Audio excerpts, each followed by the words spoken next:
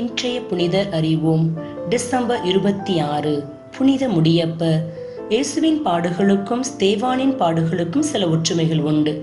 இயேசுவை போல துன்பத்தை அனுபவித்து இயேசுவுக்காக மறைசாட்சி முடிவு பெற்றவர்தான் முடியப்பர் என்று அழைக்கப்படும் ஸ்தேவான். ஸ்தேவான் என்ற கிரேக்க பெயருக்கு முடி அல்லது கிரீடம் என்று பொருள். எனவேதான் ஸ்தேவானை முடியப்பர் என்று அழைக்கிறோம். இவரது மறைசாட்சியம் பற்றி அறிந்து கொள்ள வேண்டுமெனில் நாம் அவர் வாழ்ந்த கால சூழ்நிலையை பற்றி முதலில் அறிய வேண்டும். இயேசுவின் காலத்தில் பாலஸ்தீனாவை விட அதனை சுற்றியிருந்த நகரங்களில்தான் யூதர்கள் அதிக எண்ணிக்கையில் இருந்தார்கள். ஏறக்குறைய 5 மில்லியன் யூதர்கள் தங்கள் தொழில் காரணமாக பல்வேறு நகரங்களில் வாழ்ந்ததற்கான குறிப்புகள் இருக்கிறது. இவர்களை சிதறிய யூதர்கள் என்று அழைக்கிறார்கள். மேலும் இவர்கள் கிரேக்க மொழி பேசுபவர்களாகவும் இருக்கிறார்கள். இவர்களது வாரிசுகளில் பலர் பாலஸ்தீனாவை பார்த்தது கூட கிடையாது. எருசலேம் தங்களது ஆன்மீக நகரம் என்ற நம்பிக்கை மட்டும் அவர்களிடத்தில் நிலையாக இருந்த காரணத்தினால் வாழ்நாளில் ஒரு முறையாவது எருசலேம் தேவாலயத்திற்கு திருப்பயணமாக சென்று வழிபட்டு இறைவனது ஆசிரை பெற்றார்கள். காலப்போக்கில் இந்த யூதர்களில் சிலர் தங்களது பாரம்பரிய யூத பகுதிகளில் குடியேறத் தொடங்கினார்கள். பாலஸ்தீனாவில் இருந்த யூதர்கள் அரமேயம் பேசுபவர்களாகவும் பிற நகரங்களில் இருந்தவர்கள் கிரேக்கம் பேசுபவர்களாகவும் இருந்ததால் இவர்களிடையே எப்பொழுதும் ஒற்றுமை நிலவியதே இல்லை. மேலும் கருத்து வேறுபாடுகளும் அதிகமாகவே இருந்தது.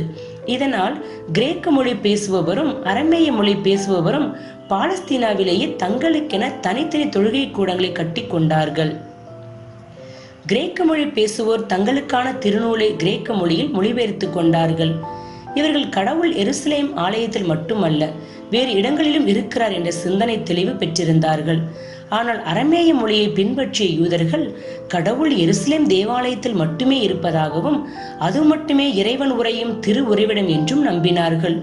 இதனால் மொழி கருத்தியல் உறவு முறைகளால் 2 வகையான யூதர்களுக்கும் இடையே நிறைய வேறுபாடுகளும் உள்ளுக்குள் புகைச்சலும் இருந்தன. இதன் அடிப்படையில் கிரேக்க மொழி பேசுவோர் தங்கள் கைம்பெண்கள் உணவு நேரத்தில் புறக்கணிக்கப்படுவதாகவும் புகார் தெரிவித்தார்கள். உண்மையை கூற வேண்டுமென்றால் அரமேய பெண்கள் நன்றாக கவனிக்கப்படுகிறார்கள் என்ற பொறாமைதான் காரணம். இதனை 12 திருத்தூதர்களும் மிக அற்புதமாக கையாண்டு சீடர்களை வரவழைத்து கலந்து பேசி பணி பகிர்தல் என்னும் புதிய முறையை திருச்சபைக்கு அறிமுகம் செய்கிறார்கள்.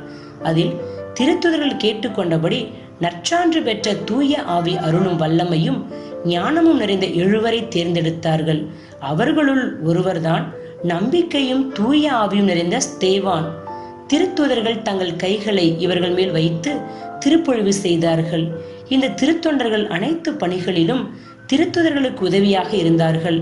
மத்தேயு நற்செய்தி 24ஆம் அதிகாரம் 1 முதல் 3 வரையுள்ள இறை வார்த்தையில் குறிப்பிடப்பட்டுள்ளபடி கற்கள் ஒன்றின் மேல் ஒன்று இராதபடி எல்லாம் இடிக்கப்படும் என்று எருசலேம் தேவாலயம் குறித்து இயேசு உரைத்ததை ஸ்தேவான் போதித்தார்.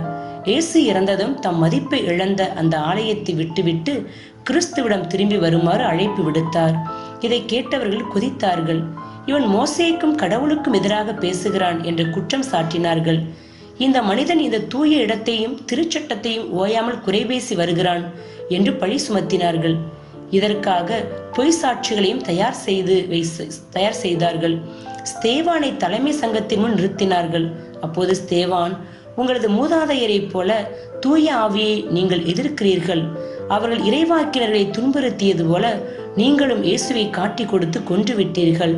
கடவுளின் தூதர்கள் வழியே தரப்பட்ட திருச்சட்டத்தை நீங்கள் பெற்றிருந்தும் அதை கடைபிடிக்கவில்லை என்று துணிந்து குற்றம் சாட்டினார்.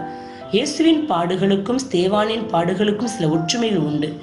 இருவர் மேலும் ஒரே வகையான குற்றச்சாட்டு சுமத்தப்பட்டது. இருவரும் கடைசியில் உரைத்த வார்த்தைகள் இறைவனை வசை கூறுவதாக நீதிபதிகள் நினைத்தார்கள். இருவரும் நகருக்கு வெளியே கொல்லப்பட்டார்கள். உயிர்விட முன்பாக 2 பேருமே ஒரே வகையான ஜெபத்தை சொன்னார்கள்.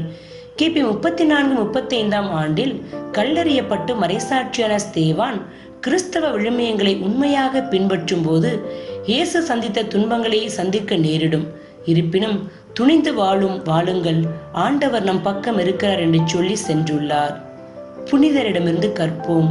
உண்மைக்கு சான்று பகிர்ந்து கிறிஸ்துவை அறிவிக்கும் நற்செய்தி பணி சவாலானது. அதை துணிச்சலுடன் செய்வோம்.